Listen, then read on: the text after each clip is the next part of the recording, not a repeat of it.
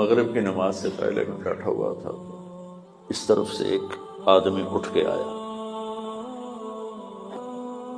کہا جی آپ کو ایک خواب سنا۔ دیکھو میں اللہ کے نبی سے کہتا ہوں میں آپ کا صدیق مراسی ہوں، میری اور میرے نبی اور میرے اللہ کی بات ہے۔ کہتا جی میں نے ایک خواب دیکھا ہے، آپ کو سنانا ہے کہ ایک مجمع ہے بہت بڑا،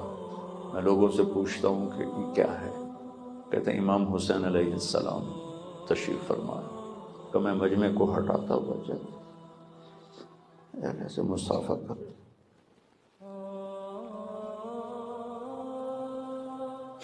تو امام علیہ السلام فرماتے ہیں کہ طارق جمیل کو میرا سلام کہنا اور کہنا ہم نے تمہیں اپنا صدیق مراسی بنا لیا۔